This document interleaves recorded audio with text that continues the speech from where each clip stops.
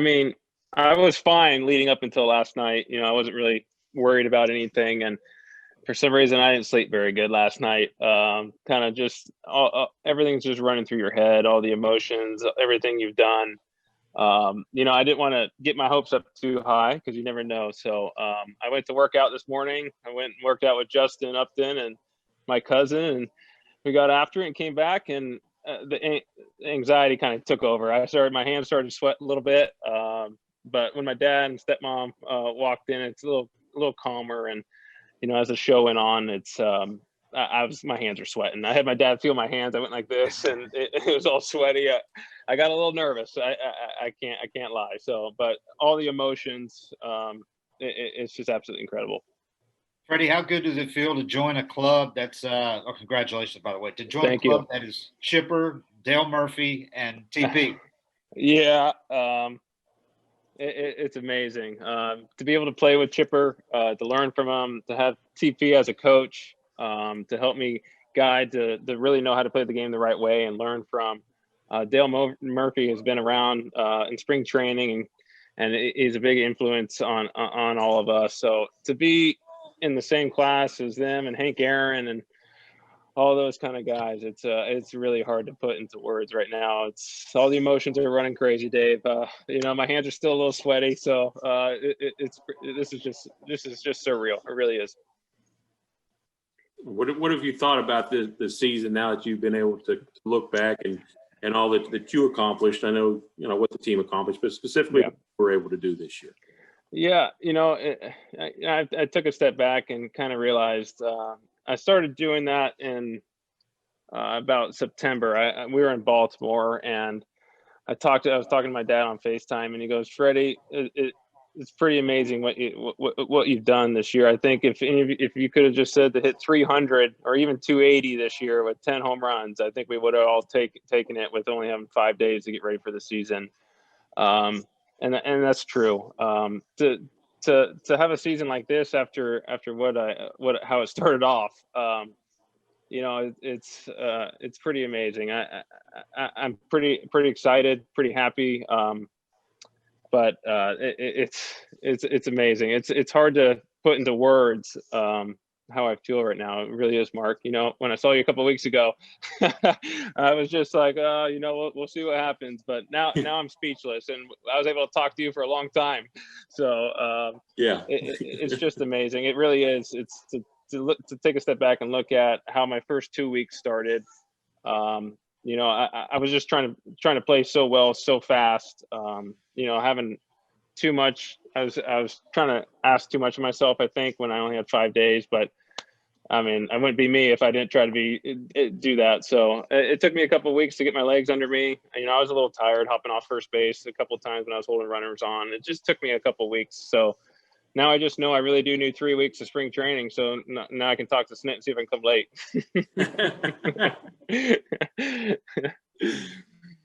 Freddie, were you able to put the weight back on during the season, Freddie? Is that when you started kind of turning it around, when you got your strength back and your rhythm back? Yeah, I mean, I told you guys, you know me. I'm not gonna always be how I really am. I dropped to 204 pounds after COVID. I was 212 going into spring training 2.0, so I dropped to 204. So it took me a while to get the weight back on. I'm back up to 212, so we're back to normal. But it did take a while. I was just so tired. I think that's the biggest thing of that virus is like I'd walk to the other side of my house and I'd have to sit down because I was just tired. And to go back into end of July in Atlanta where it's 100 degrees wasn't ideal, but I would never change it. I'm happy I came back as fast as I did.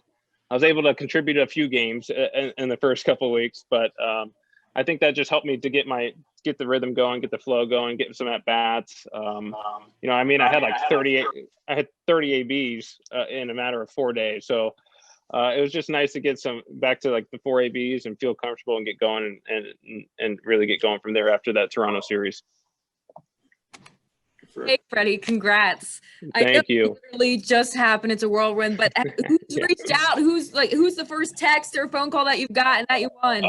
Well, I'm gonna have to apologize now because John Sherholtz called me when I was doing ESPN, and I had to decline it because I couldn't see anything. So hopefully he's not too upset with me. I saw I have a voicemail, but I think I'm on like 90 something texts right now.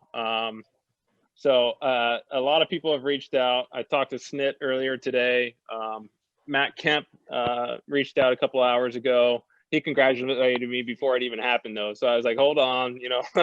So a lot of guys. I've seen Ryan Howard pop up, Dan Ugla, Chipper, everyone. So this is it's pretty amazing. So I'm just so happy right now. Really, when Chipper sent his congratulatory tweet, it kind of reminded me of when you said, you know, sitting there in spring training that day, and he said, you know, it's time we start to hang out. Yeah. Just how special that friendship been, and then now to think you're an MVP as well. I know. I still remember that day. My wife, who's sitting next to me, remembers that day too, because we were together in spring training and we were just hanging out, and my phone rang and it said Chipper Jones, and he goes, "I think it's time for us to hang out." And immediately I dropped my phone. I told Chelsea, I was like, "Gotta go. I'm going to Chipper's house." It took 1 year, so I don't know why it took him so long for him to like me, but I'm glad it happened. The friendship has grown. You know, Taylor was a bridesmaid in Chelsea and I's wedding. Chelsea was in their wedding, so it's just a very close friendship. And you know, I think everyone got to see the shirt I wear under my jersey. It's his career statistics and all his single season accolades. So I put it on every day. Not trying to be him, you know, just to remember how great he was, and that I got to play with the Hall of Famer, and that shirt has turned out to be kind of lucky so far. I mean, you've been one of the elite players. You've what, 4 or 5 top 10 finishes already. This isn't the first time you've been an MVP candidate or anything, but once you get to that finish line and you get this award, what is the feeling there? Is it that much more satisfying? Yeah, I think so. You know, I haven't really taken a step back to really see how this really, you know, to put it into perspective over my last 10 years. But I went to dinner with Ryan Howard probably a week or so ago, and he said, when you put initials after your name, when you sign your name, that changes everything. You know, it's just all that hard work that you've put in since, you know, I was 5 years old. Finally, you know, I wouldn't say finally paid off, but paid off, because I don't think anybody could dream of ever winning an MVP. You just, like, as a kid, you're just dreaming to one day be on TV like the guys you're watching, you know. So for it to come like this, you know, it's just amazing. You know, I've had good years, you know, in the past, and this year just kind of all went together from start to finish. So to just be in the same class as those guys. You guys been in the clubhouse, and you walk down to the training room, and you see the MVPs on the wall, the Cy Young Award winners, everyone on that wall. And you know, I walk past it every day, and you know, you start thinking of, like, that'd be cool, you know, and you get close. I came in 4th, 5th, 6th, 8th, so I've always been close, but to finally win one and to be with those guys on that wall, it's going to be special. So all it took was just hitting a grand slam? That's what I mean. I did hit grand slam. Right when I hit that grand slam in spring training a couple of years ago, I knew the floodgates were going to open. But I finally, when I got that first one, I was like, "Oh, here we go. That's an easy way to get 4 RBIs real fast." You know, I should have done this more often, but it was nice to get that one out of the way for sure. I don't have to hear about that anymore. Just a quick reminder to everyone, everything on this call is embargoed until 8:30. That does include Twitter. Freddie, you're in Atlanta, right? No, I'm in Orange County. I'm at my house here. Yeah. Okay. And you had who there? Fred, Chelsea, Charlie? Yeah. My stepmom, Alma, and my Aunt Carol. Okay. And then my brother just got here. He's back there. He's my chef. So he's cooking. So he's getting ready for my dinner. Yeah, I was going to ask, how are you going to celebrate? I know there's a pandemic. Are you getting like your favorite meal? How are you celebrating? I don't know. What are we eating tonight? He's doing Mongolian beef. He's a P.F. Chang style. So the the most amazing chef there is right there. So he cooks for me every day. He keeps me right, so he's an amazing chef, and it's my brother Philip right there. Is there anything that you Freddie, can this season besides obviously, COVID-19 and getting sick that you did differently in your game or preparation or anything that led to this MVP year for you? No, I did. I did the same thing. I don't know if, like, maybe subconsciously I did something different with mentally, but when every game, every pitch means so much, you just have to be so locked in. And, that's what I was trying to do. I was getting tired quick at the beginning of the year. So I was trying to put everything I had into those 3 hours of a baseball game. So, but the work, well, it did change a little bit. I didn't take batting practice on the field for about 30 days when it was really hot to try and save my energy, saving the bullets for the game. I was hitting the cage. So try to stay out of the sun for me, but the work in the cage, that didn't change. Everything, the plan and the approach that I've always had stayed the same, but maybe just less batting practice reps so I could have enough energy to get through the games. Freddie, Time for one or two more. Marcel was 6th and Acuna was 12th, and a couple other guys tied for 18th. I guess you would probably say Marcel belonged a little higher, huh? I would say so. That was amazing to watch when you lead the league and homers and RBIs like he did. That's just a special year. And then to top it off, hitting 330 something, I think 335 or 338 or something like that. So what an amazing year he had.